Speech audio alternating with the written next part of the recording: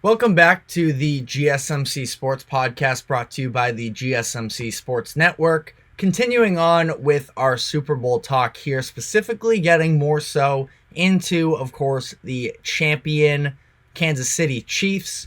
This is, of course, as we talked about in the first segment, first repeat champions since the 2003-4 Patriots and the fourth franchise to ever win 3 Super Bowls in 5 seasons.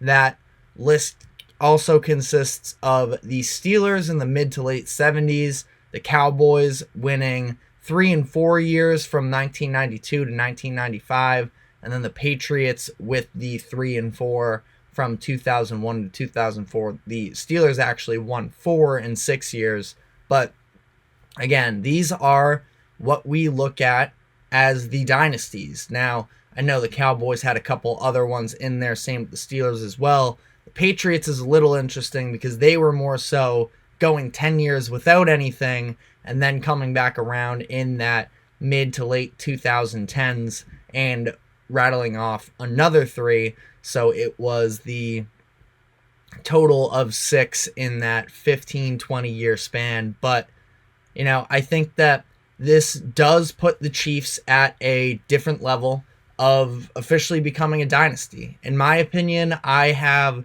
3 really being the number. In what exact amount of years, I feel like is a little bit up for debate, but I think that it starts with around a decade. And now I know everybody has different definitions for what it takes to be a dynasty. The Ringer's Bill Simmons, he talks about how for his definition of a dynasty, it usually has to be dominating within the span of about a decade. So again, I'd be curious to his definition whether or not that includes if it's just 3 and 10 or if that's almost not enough, because to me, a dynasty is pure domination in a period of time where you are sort of boxing out, locking out other greats from winning the title. That's what we saw famously, of course, with Michael Jordan and the Bulls, the number of stars that played in that same era in the 80s, and it wasn't until he briefly retired where at least one other great in that era in Hakeem Olajuwon was able to win a couple rings and sort of solidify himself as one of the greatest of all times. But Michael Jordan is literally the reason that we talk about guys like Charles Barkley or those Jazz teams with Malone and Stockton, the Sonics team at the time, and Gary Payton, and all these other, Hall of Fame players, but they weren't able to reach the top of the top because of, and I know that it wasn't just Michael, it was the Bulls dynasty, but, even more so playing to my point, it is a team thing, and that's just the reality of the situation then. Tom Brady held back a bunch of players in his era. And then more recently with the Warriors and these Western Conference teams, some of the greats, the Thunder teams that had the 3-1 lead against them in the Western Conference Finals that they came back from with Russ and KD, and then the really good Rockets teams too, with a different couple iterations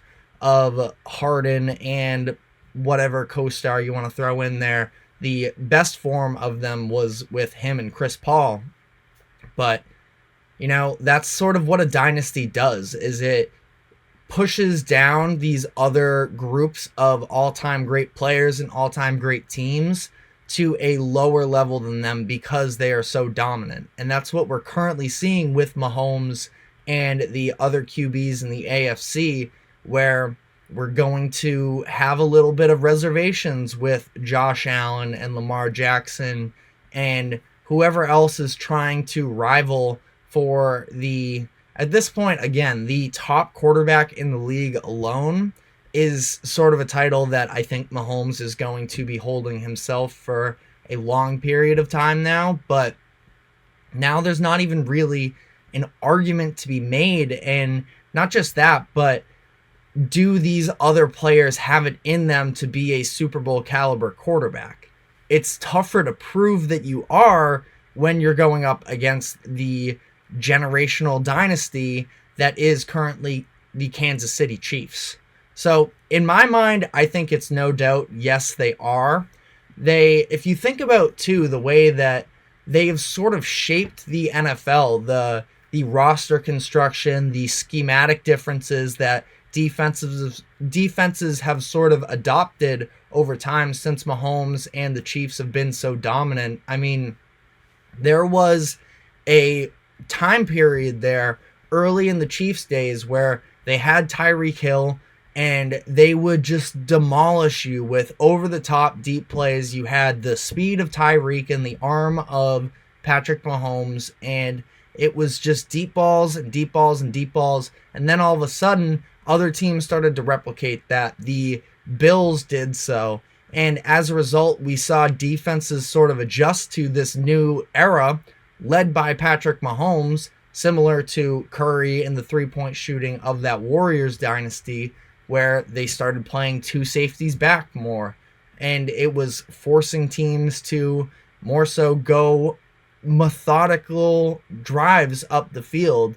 And obviously not every team has a Patrick Mahomes to be able to throw it over the top like that. So maybe didn't apply to every single game, but in a sense, it affected every single franchise, because the way that we evaluate prospects now is the ability a lot of the time to have that deep ball, to have some of these Mahomes characteristics. Why do you think Caleb Williams is such a highly touted draft pick? And I'm not saying, it's just there are so many comparisons between him and Mahomes, and I know some people have soured on Caleb Williams a little bit. I was actually at the Super Bowl party I was with just yesterday. It's funny how this is a quick Caleb Williams tangent, and then I will get off it entirely and move on, because I'm sure we'll be doing tons of him over the next couple months. But just the way that people are so out on him because he cried after a game, and because he made that comment, lions don't listen to the opinions of sheep or whatever. And, I think that it's all so ridiculous that people are saying he's a guaranteed bust. That's like what I've heard multiple times now. I just think that it's so crazy. But it's not the point. I started talking about him because he has Mahomes characteristics that makes him a very appealing prospect. It's being able to have the arm talent, but also the athleticism outside of the pocket, which is another thing that obviously we've seen Mahomes, especially as time has gone on, sort of rely on his legs less and less.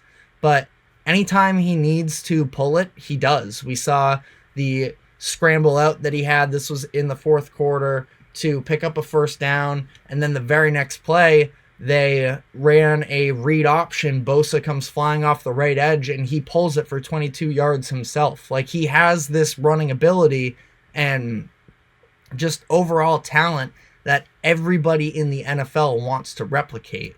And, it's just so interesting. I feel like these sort of dynamics that go on across the league as a result of Patrick Mahomes and the Chiefs offense doing what they've done.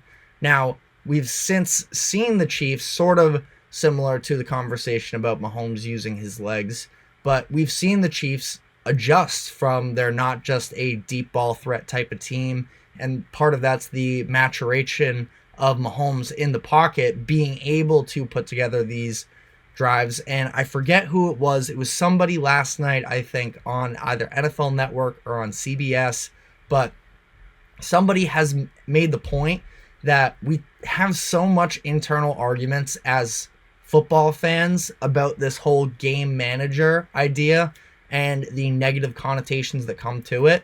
But part of what has made Mahomes that much better is the fact that he has been able to sort of develop as a game manager and just take what the defense is giving you. And that's what we saw on the drive for the field goal at the end of regulation. You saw him, the defense was sitting back. I'm just going to pick up chunk play by chunk play, going to his various tight ends and working his way up the field. Then you get Kelsey, who breaks one open, and you can still rely on your arm talent. And the corner throw that he had to, I forget which one of the tight ends it was on the play, it was either Watson or Gray, but it was a great throw. So he still has the arm talent to make these difficult passes, but he's sort of settled into his own also as a just game manager in sorts. Of course, with the ceiling of being that game changer, if we want to get into the terminology that's frequently used here. But I think that in the next segment, we're going to be talking about the Chiefs going forward.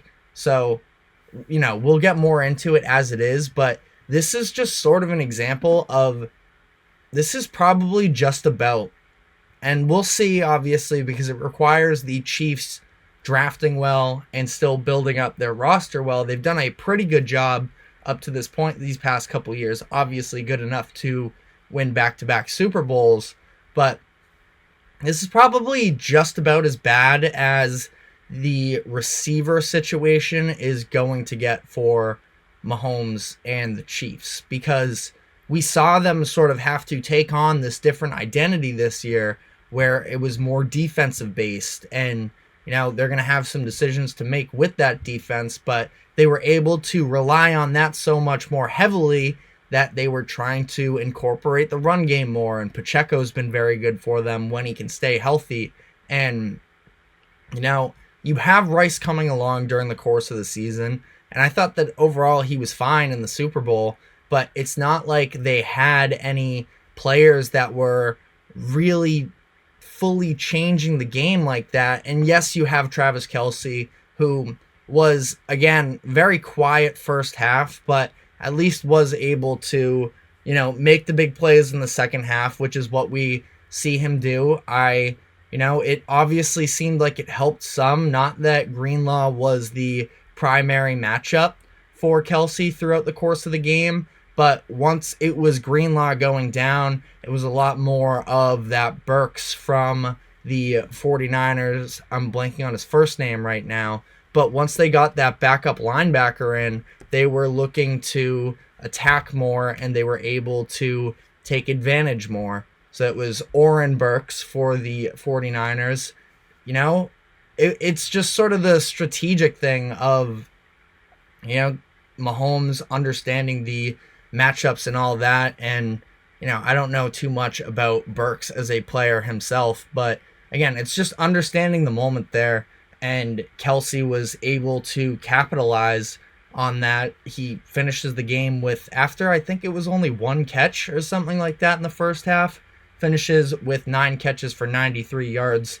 And again, it's not like any of the other receiver threats were even really all too impactful for them, but they were good enough. And I think that this is, again, probably one of the worst receiving core groups we'll see with the Kansas City Chiefs under Patrick Mahomes. I think that from here, they're only going to get better.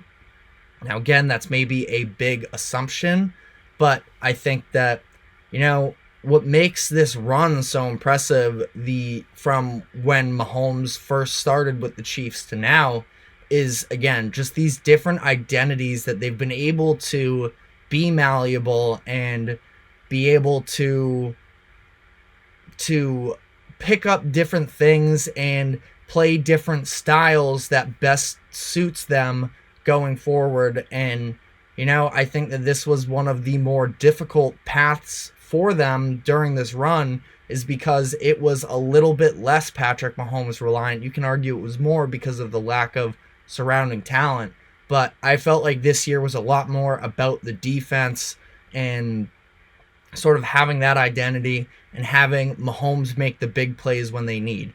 And I know it didn't go great during some of the regular season, but in the biggest moments, it is the biggest star, Patrick Mahomes, that makes the plays. He's done so in 3, technically they were off last week, but 3 straight playoff games, I should say, as opposed to weeks. And, it's hard as a Patriots fan to sort of root for a guy that is coming for my favorite player's legacy in terms of being the greatest of all time.